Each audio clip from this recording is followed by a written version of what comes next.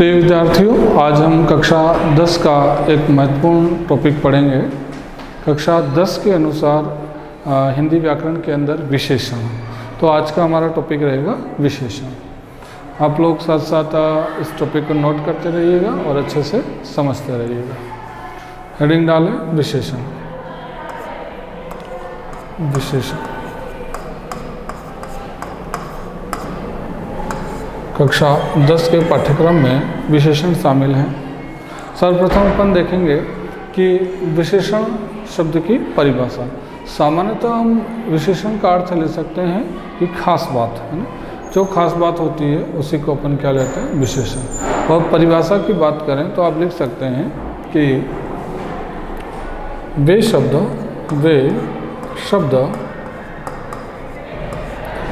जो किसी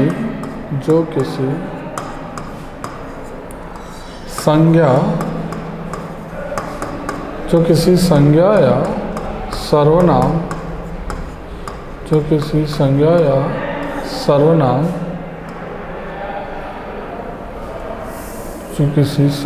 या सर्वनाम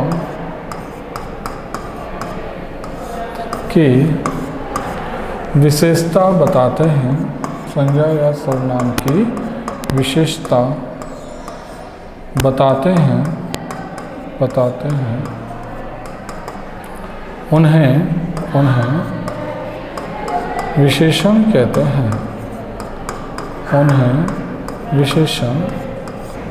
हैं। ये विशेषण की क्या हो जाएगी, परिभाषा हो जाएगी, है ना। विशेषण किसे कहते हैं, तो आप कह सकते हैं कि वे शब्द जो किसी संज्ञा या सर्वनाम, या तो संज्ञा की विशेषता बताएंगे या सर्वनाम की विशेषता बताएंगे, है ना। दो बातें ध्यान रखना। तो संज्ञा या सर्वनाम की विशेषता बताने वाले शब्द ही क्या कहलाते हैं, तो वही क्या कहलाते हैं, विशेषण कहलाते हैं। ठीक है, पहली बात हो गई परिभाषा की। आप लोग नोट कर लीजिएगा कि विशेषण की परिभाषा। ठीक है, दूसरी बात, अब हम पढ़ते हैं विशेषण के प्रकार। विशेषण का शाब्दिक अर्थ हो गया कोई खास बात, और विशेषण की परिभाषा हो गई कि ऐसे शब्द जो संज्ञा या सर्वनाम की क्या बताएंगे, विशेषता, उन्हीं को हम क्या कहते हैं, विशेषण कहते हैं। अब आप लिखिएगा विशेषण के प्रकार, है ना। विशेषण कितने प्रकार के होते हैं, तो विशेषण के प्रकार देखते हैं।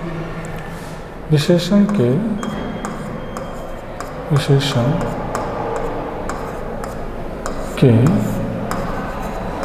प्रकार, चाहे प्रकार कहें या भेद कहें, एक ही बात है।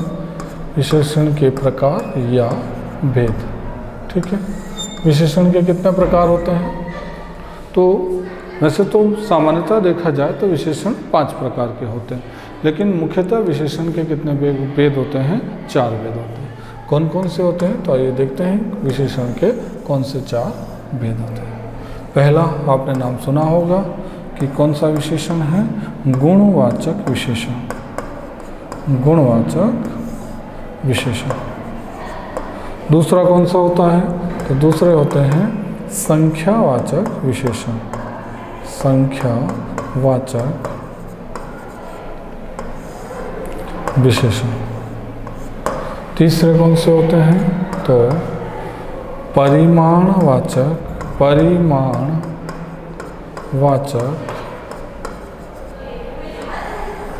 विशेषण। ठीक है, चौथा कौन सा प्रकार होता है, तो चौथे होते हैं सार्वनामिक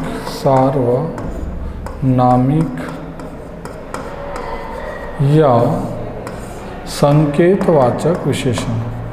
संकेतवाचक विशेषण, दोनों नाम हैं, चाहे आप सार्वनामिक विशेषण कहें, चाहे आप संकेतवाचक विशेषण कहें। और पांचवा जो प्रकार होता है वो होता है व्यक्तिवाचक विशेषण। व्यक्तिवाचक विशेषण। तो विशेषण कितने प्रकार के हो गए, 5 प्रकार के।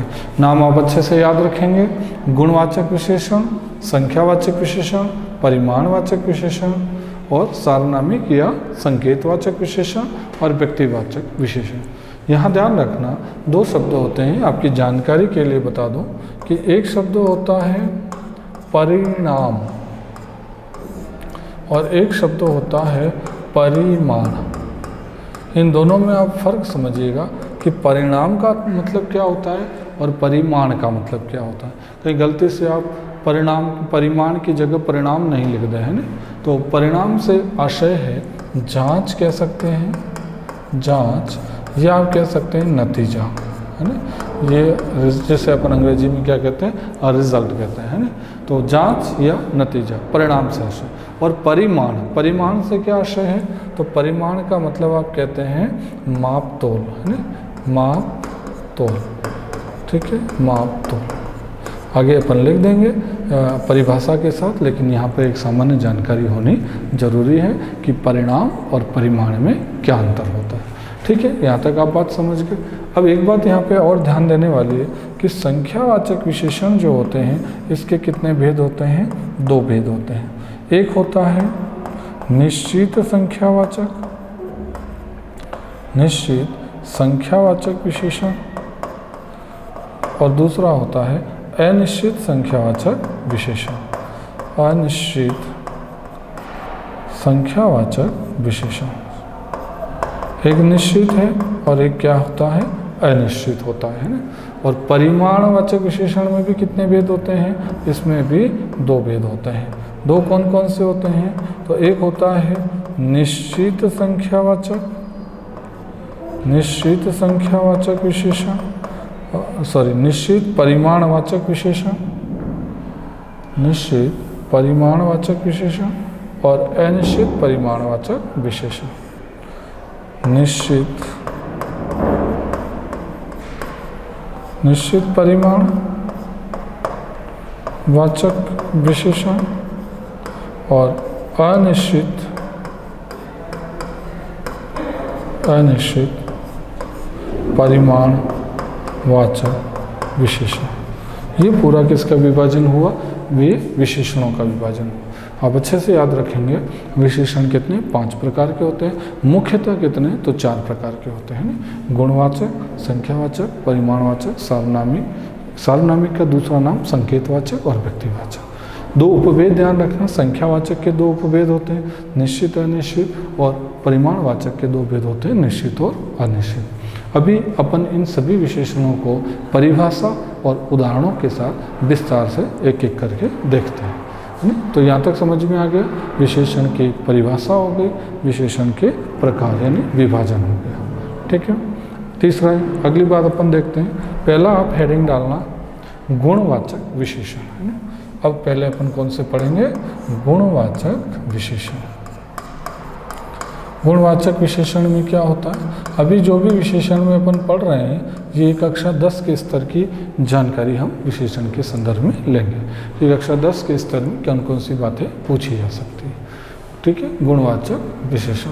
अब ध्यान रखना परिभाषा, तो गुणवाचक विशेषण की परिभाषा क्या होती है, तो किसी भी संज्ञा का कोई गुण, दोष, है ना, गुण है, दोष है, रूप है, रंग है, कोई स्पर्श बोधक शब्द आ जाते हैं, गुण बोधक शब्द कह दें, दोष बोधक शब्दों कह दें, ध्वनि बोधक शब्द कह दें, ऐसे जो भी शब्द होते हैं वो सारे किसके अंतर्गत आते हैं, गुणवाचक विशेषण के अंतर्गत। तो मैं संक्षेप में पहले बता देता हूँ कि ऐसे कौन कौन से शब्द होते हैं जो गुणवाचक विशेषण के अंतर्गत प्रयुक्त हो सकते हैं। ठीक है, जो गुण बताते हैं वही क्या होंगे, गुणवाचक विशेषण। नंबर 1 आप गुणवाचक विशेषण में लिखना कि गुणबोधक शब्द, गुण बोधक शब्द, जो भी गुणबोधक शब्द होते हैं उन वे सारे किसके अंतर्गत आते हैं, गुणवाचक विशेषण के अंतर्गत। गुणबोधक शब्द से मेरा आशय है, जैसे अपन कह दें भला, अपन कहें विनम्र, अपन अगर कह दें श्रेष्ठ, श्रेष्ठ, या अपन कहते हैं जैसे प्रतिभाशाली, प्रतिभाशाली। ये सारे शब्द क्या हैं, ये सारे किसको इंगित करते हैं, तो गुणों को इंगित करते हैं ना, गुण की विशेषताएं होती है। तो ये सारे शब्द क्या कहलाएंगे, गुणवाचक विशेषण के अंतर्गत आएंगे। दूसरा अगर कह दें अपन दोषबोधक, तो जो दोषबोधक शब्द होते हैं उनमें भी कौन सा विशेषण होता है? उनमें भी गुणवाचक विशेषण होता है। कैसे दोषबोधक?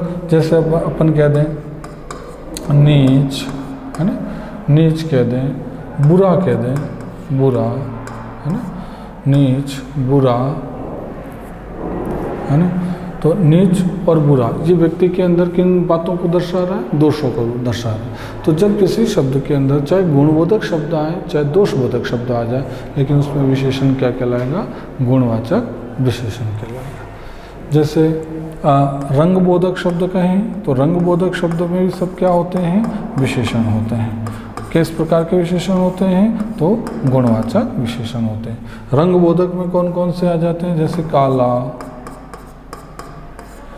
पीला, नीला, है ना, हरा, है ना, हरा,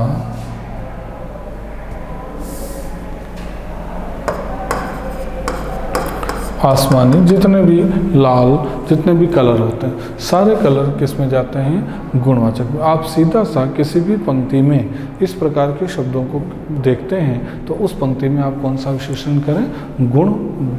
गुणवाचक विशेषण करें। और देखिए स्थानबोधक, जितने भी स्थानबोधक शब्द होते हैं वे भी सारे किसके अंतर्गत आते हैं? तो वे भी सारे गुणवाचक विशेषण के आते हैं। स्थानबोधक में कौन कौन से आते हैं? जैसे ऊंचा,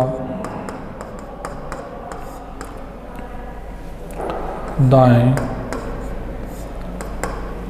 बाएं, दाएं, बाएं, बाएं, है ना। दाएं बाएं जो शब्द हैं वो भी किसके अंतर्गत आते हैं? तो गुणवाचक विशेषण के अंतर्गत आएंगे। दाएं, है ना, बाएं। और देखें जैसे कह दें भारतीय, भारतीय, अगर कह दें जापानी, है ना, तो ये भी सब किसको दर्शाता है? स्थान को दर्शाता है ना। अपन कहें अगर मैं भारतीय हूँ तो इसका क्या आशय होता है कि मैं कहाँ का रहने वाला हूँ? भारत का। अगर कोई कहे मैं जापानी हूँ मतलब वो कहाँ का रहने वाला है? जापान का। तो ये सारे किसको दर्शाते हैं? स्थान को। स्थान के बाद आप देखें स्पर्शबोधक, है ना। स्पर्शबोधक जितने भी शब्द होते हैं वे भी सारे किसके अंतर्गत आते हैं? विशेषण के अंतर्गत आते हैं, है ना। स्पर्शबोधक, स्पर्शबोधक में जैसे अपने को छूने से जो जो महसूस होता है ना, जैसे कहीं कठोर, है ना, जैसे अगर अपन कहें कोमल, कठोर, कोमल, अगर अपन कहें खुरदरा, है ना, खुरदरा, ये सारे शब्द, है ना, ये किसके अंतर्गत आते हैं? गुणवाचक विशेषण में। और कौन से शब्द आते हैं? तो स्पर्शबोधक के बाद आप कैसे कह सकते हैं? ध्वनि बोधक, ध्वनि बोधक शब्द, ध्वनि बोधक शब्द, जितने भी ध्वनि बोधक शब्द होते हैं उन सब में भी कौन सा विशेषण होता है? गुणवाचक विशेषण। ध्वनि बोधक में जैसे कहें कि कोमल, कहते हैं ना कि आवाज़ कितनी कोमल है ना, कोमल, कोमल नहीं लेके आप ले लीजिएगा सुरीली लेना है ना, आवाज़ के बारे में। तो सुरीली, सुरीली, कर्कश, कर्कश भी किससे? ध्वनिबोधक है। कर्कश, सुरीली, कर्कश, तो ये किसके संदर्भ में आ जाते हैं? आवाज़ के संदर्भ में। तो कहीं आ जाए कि मैं भी और भी आपको वाक्य बना के भी बता दूंगा। एक बार आप सामान्य तौर पे क्या ध्यान रखें कि इस प्रकार के शब्दों का प्रयोग किसी भी पंक्ति में होता है तो और उस पंक्ति में आपसे विशेषण पूछा जाता है तो आप क्या बताएंगे? गुणवाचक विशेषण बताएंगे। ठीक है। ये और स्वादबोधक शब्द भी अगर कोई आ जाता है, जैसे स्वादबोधक शब्द, ठीक है, स्वादबोधक शब्द, स्वाद को इंगित करने वाले शब्द, जैसे खट्टा क्या है? स्वादबोधक। मीठा, ठीक है, ये भी क्या है? स्वादबोधक। नमकीन, ठीक है, नमकीन, ये भी क्या हो जाएगा? स्वादबोधक। ऐसे शब्दों का भी कहीं प्रयोग होता है तो भी वो किसके अंतर्गत जाता है? गुणवाचक विशेषण के अंतर्गत। तो आप समझ गए। आपको शॉर्ट में सिर्फ ये ध्यान रखना है, गुणबोधक हो गए, दोषबोधक हो गए, रंगबोधक हो गए, स्थानबोधक हो गए, स्पर्शबोधक हो गए, ध्वनिबोधक हो गए और स्वादबोधक हो गए। इन शब्दों का प्रयोग किसी भी पंक्ति में होता है तो वो पंक्ति किसके अंतर्गत आती है? तो गुणवाचक विशेषणों के अंतर्गत आती है। ठीक है। अब और आगे देखिएगा कि जैसे मैं एक एग्जांपल देता हूँ कि वृक्ष पर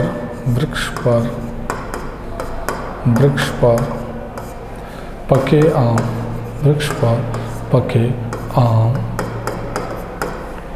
लगे हैं, वृक्ष पर पके आम लगे हैं। ठीक है, ये एक बात हुई कि वृक्ष पर कैसे आम लगे हैं? पके आम लगे हैं। अब बताइए इसमें कौन सा तो संज्ञा है और कौन सा विशेषण है? आम। आम क्या हो जाएगा? संज्ञा। और आम की विशेषता क्या बताई जा रही है? आम, वृक्ष पर कैसे आम लगे हैं? तो वृक्ष पर पके आम लगे हैं। तो ये पके क्या हो जाएगा? इसमें विशेषण हो जाएगा। अगर मैं कहूँ कि लता की आवाज़, लता की आवाज़ है ना सुरीली है, लता की आवाज़ सुरीली है। अब आप देखिएगा कि इस पंक्ति में कौन सा विशेषण है? तो आप देखें आवाज़ की विशेषता क्या बताई जा रही है? आवाज़ कैसी है? तो सुरीली है। तो ये सुरीली इसमें क्या हो गया? विशेषण हो गया। ये पके इसमें क्या हो गया? विशेषण हो गया। और किस प्रकार के विशेषण हैं? तो ये ध्वनिबोधक शब्द हो गया है ना। तो ये किस में जाएगा? गुणवाचक विशेषण। तो इन दोनों पंक्तियों में आपसे विशेषण पूछा जाए तो आप कौन सा बताएंगे? गुणवाचक विशेषण। अगर मैं कहूँ एक और पंक्ति लेते हैं कि अगर कहें कि गजानन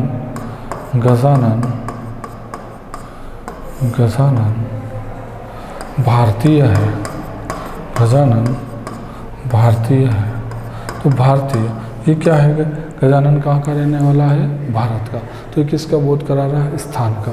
ठीक है, तो ये भी किस में जाएगा? गुणवाचक विशेषण के अंतर्गत जाएगा। तो इस तरीके से आपको ध्यान रखना है कि इन सब जो भी पंक्तियां हैं और जो मैंने आपको एग्जाम्पल बताए हैं ये वाले, ये कैसा कहीं किसी भी पंक्ति में आपको अगर नज़र आते हैं तो इन सब में कौन सा विशेषण करना है? गुणवाचक विशेषण।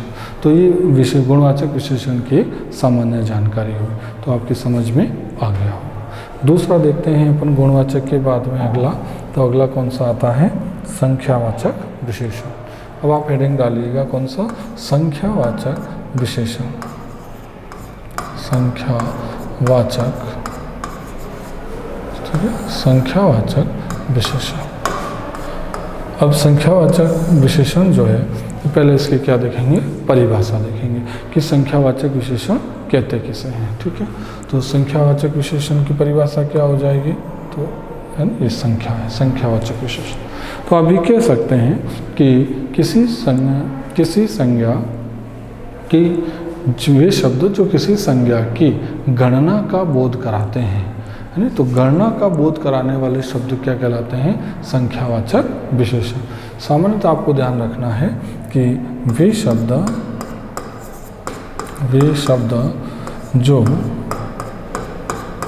जो किसी संज्ञा, वे शब्द जो किसी संज्ञा की गणना, है ना, या कह दें कि जो किसी संज्ञा की निश्चित, दोनों बातें एक बार शामिल कर लेते हैं फिर अलग अलग पढ़ेंगे। ठीक है, वे शब्द जो किसी संज्ञा की निश्चित या अनिश्चित, निश्चित या अनिश्चित संख्या का बोध कराते हैं, बोध कराते हैं। ठीक है, उन्हें संख्यावाचक विशेषण कहते हैं। संख्यावाचक विशेषण कहते हैं। ठीक है, ये बात ध्यान रखना कि वे शब्द जो किसी संज्ञा की निश्चित, इस पे ध्यान देना, निश्चित या अनिश्चित संख्या का बोध कराते हैं उन्हें संख्यावाचक विशेषण कहते हैं। यह ध्यान रखना, निश्चित और अनिश्चित, जो निश्चित संख्या का बोध कराएंगे वे तो क्या कहलाएंगे, निश्चित संख्यावाचक, और जो अनिश्चित संख्या का बोध कराएंगे वे क्या कहलाएंगे, अनिश्चित संख्यावाचक विशेषण। लेकिन संज्ञा गणनीय होनी चाहिए, है ना, संज्ञा ऐसी होनी चाहिए जिसको अपन गिन सकते हैं। जैसे इधर अपन निश्चित के कुछ शब्द देखते हैं कि ऐसे कौन कौन से शब्द हैं जिससे निश्चित संख्या का बोध होता है, और ऐसे कौन कौन से शब्द हैं जिससे अनिश्चित संख्या का बोध होता है ना।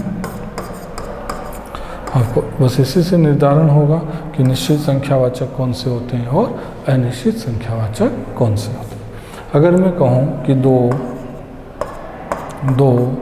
3, 4, 5, तो 2, 3, 4, 5 अगर ये कहते हैं तो ये क्या है, निश्चित संख्यावाचक है ना। अगर अपन कहें दूसरा, तीसरा, है ना, दूसरा, तीसरा, चौथा, अगर इस तरीके से अपन कहते हैं, ये सब क्या होते हैं, निश्चित। आधा आ जाए, सवा आ जाए, पौन आ जाए तो भी क्या होगी, निश्चित संख्या होगी। अगर अपन कहें दोनों, तीनों, चारों, तो ये दोनों, तीनों, चारों, पांचों, ये भी क्या हो जाएगी, निश्चित संख्या हो जाएगी। तो ये जो है, ये सारी संज्ञाएं जो हैं वो जो संज्ञा की निश्चित संख्या का बोध कराएंगे। अनिश्चित में क्या आता है, अपन कहते हैं सब, है ना, किसी संज्ञा के संदर्भ में सब शब्द का प्रयोग हो जाए, कुछ शब्द का प्रयोग हो जाए, है ना, सब आ जाए, कुछ आ जाए, सभी आ जाए, तो ये क्या होते हैं, ये अनिश्चित संख्या का बोध कराते हैं। इससे कितने हैं निश्चित, इसका बोध नहीं होता है, ठीक है। तो ऐसे शब्द तो आते हैं सारे किसमें, निश्चितता का बोध कराते हैं, और ये सारे किसका बोध करा रहे हैं, अनिश्चितता का बोध करा रहे हैं। परिभाषा ध्यान रखनी है, वे शब्द जो किसी संज्ञा की निश्चित या अनिश्चित संख्या का बोध कराते हैं वहाँ कौन सा विशेषण होता है, तो संख्यावाचक विशेषण। संख्यावाचक विशेषण के कितने भेद होते हैं, तो 2 भेद, एक निश्चित और एक अनिश्चित। ये शब्द सारे किस में जाते हैं, निश्चित में, और ये किस में जाते हैं, अनिश्चित। अब अपन कुछ और उदाहरण देखते हैं ताकि उससे स्पष्ट हो जाए कि कहाँ निश्चित संख्यावाचक होगा और कहाँ अनिश्चित संख्यावाचक होगा, ठीक। जैसे देखें कि अगर मैं कहूँ कि राजा दशरथ के 3 रानियाँ थी। राजा दशरथ की 3 रानियाँ थी। राजा दशरथ की, वापस लिख लें, राजा दशरथ की 3 रानियाँ थी। 3 रानियाँ थी। तो राजा दशरथ की कितनी रानियाँ थी, तो राजा दशरथ की 3 रानियाँ थी, ठीक है। दशरथ की 3 रानियाँ थी। अब देखो 2 चीज़ें पता होनी चाहिए संख्यावाचक को, एक तो संज्ञा क्या है और एक संख्या क्या है। संज्ञा कैसी होनी चाहिए, गणनीय होनी चाहिए, और संख्या निश्चित होगी तो निश्चित संख्यावाचक, संख्या अनिश्चित होगी तो अनिश्चित संख्यावाचक। 2 चीज़ें चेक करनी है। संज्ञा क्या है, रानी। अब रानियों को गिन सकते हैं या नहीं गिन सकते हैं, तो गिन सकते हैं। तो रानियों की संख्या कितनी थी, 3। 3 से निश्चितता का बोध होगा, अनिश्चितता का, तो 3 से निश्चितता का बोध होगा। तो इसमें कौन सा विशेषण हो जाएगा, तो इसमें विशेषण हो जाएगा निश्चित संख्यावाचक विशेषण, ठीक है। बात समझ में आ गई आपके। एक और एग्जाम्पल देखिए, दूसरा एग्जाम्पल लेते हैं, अच्छे से समझना आप एक एक बात कि अगर मैं कहूँ कि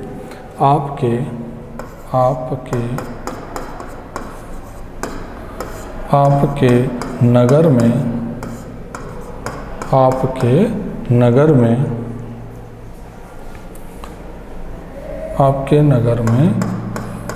500 मकान हैं। आपके नगर में 500 मकान हैं। अब देखिए, अब इसमें संज्ञा क्या आ रही है, तो संज्ञा क्या है, मकान, ठीक है। और संख्या क्या है, तो संख्या क्या है 500। अब बताइए मकान को गिन सकते हैं या नहीं गिन सकते हैं, तो जो गणनीय संज्ञा कैसी होनी चाहिए, गणनीय, यानी जिसको गिना जा सकता है। तो अपन 1 2 3 4 के मकानों को क्या कर सकते हैं, गिन सकते हैं। तो मकानों की संख्या कितनी, 500। अब 500 निश्चितता का बोध करा रहा है, निश्चितता का, तो निश्चितता का, तो इसमें भी कौन सा विशेषण हो जाएगा, इसमें भी हो जाएगा निश्चित संख्यावाचक विशेषण, ठीक है। इसमें भी कौन सा है, निश्चित संख्यावाचक विशेषण। अगर मैं एक और एग्जांपल लेते हैं, कहूँ कि इस पुस्तक का मूल्य 450 रुपये है। इस पुस्तक का मूल्य 450 रुपये है। अब देखिए संज्ञा इसमें क्या आ रही है, पुस्तक को गिन सकते हैं या नहीं गिन सकते हैं, तो पुस्तकों को गिना जा सकता है। संख्या कितनी आ रही है, 450 रुपये। अब 450 निश्चितता का बोध करा रहा है या अनिश्चितता का, तो 450 किसका बोध करा रहा है, निश्चितता का। तो ये भी किस में जाएगा, निश्चित संख्यावाचक विशेषण के अंतर्गत। तो आपको समझ में आ गए, ये एग्जाम्पल किसके हैं, निश्चित संख्यावाचक विशेषण के। अब अपन देखते हैं अनिश्चित संख्यावाचक विशेषण। अब देखिएगा कौन सी अनिश्चित संख्याएं होती हैं और कैसे पता लगाएंगे कि अनिश्चित संख्यावाचक विशेषण है। बस आपको 2 बातें इसमें अच्छे से याद होनी चाहिए। एक तो कौन सी, कि संज्ञा गणनीय है या नहीं है, दूसरा संख्या, 2 चीज़ें। अब अगर मैं कहूँ कि आपके, उसी को अपन चेंज करते हैं निश्चित वाले को, कि आपके नगर में कुछ मकान है, ठीक है। ये कह रहा है आपके नगर में कुछ मकान है, ठीक है। अब मकान तो गिन सकते हैं कि नहीं गिन सकते, गिन सकते हैं। तो संज्ञा तो क्या होगी, गणनीय। संख्यावाचक में संज्ञा कैसी होनी चाहिए, गणनीय होनी चाहिए। तो मकान तो जो संज्ञा है वो क्या है, गणनीय है, गिना जा सकता है। लेकिन ये क्या कह रहा है, कुछ मकान है। अब कुछ से ये बोध नहीं हो रहा है कि कितने मकान हैं, यानी 10 हैं, 15 हैं, 50 हैं, 500 हैं, इसकी जानकारी हमें नहीं मिल रही है। तो इसमें कौन सा विशेषण हो जाएगा, इसमें हो जाएगा अनिश्चित संख्यावाचक विशेषण। तो आप क्या कहेंगे कि इसमें अनिश्चित संख्यावाचक विशेषण है। एक और उदाहरण देखते हैं। अगर कहें कि बस दुर्घटना में, है ना, बस दुर्घटना में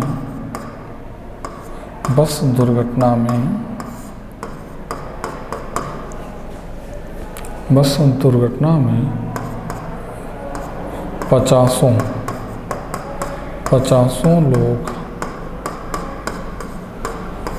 घायल हुए। बस दुर्घटना में 50 लोग घायल हुए। अब देखिए संज्ञा इसमें क्या है, लोग, ठीक है।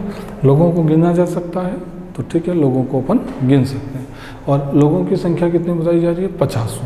अब 50 जो संख्या बताई जा रही है, इससे ये जानकारी नहीं मिल रही है कितने 50। अगर ये कहता है 50 लोग घायल हुए, तो 50 तो क्या होता है, निश्चित होता है। लेकिन 50 आ गया, तो 50 से ये पता नहीं लग रहा है कितने 50। तो इसमें भी कौन सा विशेषण हो जाएगा, अनिश्चित संख्यावाचक विशेषण हो जाएगा, है ना। इसमें भी कौन सा है, अनिश्चित संख्यावाचक विशेषण है। ऐसे अपन इसको पता लगा सकते हैं। अगर मैं कहूँ कि उत्तराखंड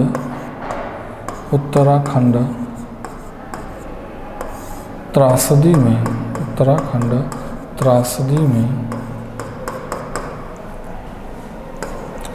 हजारों लोगों की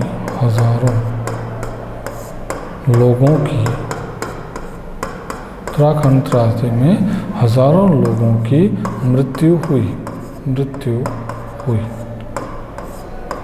उत्तराखंड त्रासदी में कितने, हजारों लोगों की मृत्यु हुई, ठीक।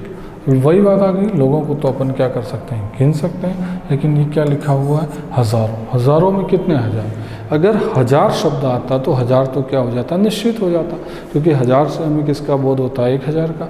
लेकिन हज़ारों में कितने हज़ार, इसकी जानकारी नहीं मिल रही है। तो इसमें भी कौन सा विशेषण हो जाएगा, इसमें भी अनिश्चित संख्यावाचक विशेषण होगा। ठीक है, अनिश्चित संख्यावाचक। तो अपन ने आज कितने विशेषण पढ़े, 2 विशेषण पढ़े। एक तो कौन सा कि गुणवाचक विशेषण, दूसरा कौन सा पढ़ा, संख्यावाचक विशेषण। और इससे पहले अपन ने जानी विशेषण की परिभाषा। एक बार मैं 5 मिनट में आपको वापस रिवाइज करा देता हूँ कि शुरू में हमने क्या पढ़ा, विशेषण पढ़े। विशेषण की परिभाषा क्या होती है, तो वे विशेषण शब्द जो किसी संज्ञा या सर्वनाम की विशेषता बताते हैं। तो संज्ञा सर्वनाम की विशेषता बताने वाले शब्दों को ही हम क्या कहते हैं, विशेषण कहते हैं।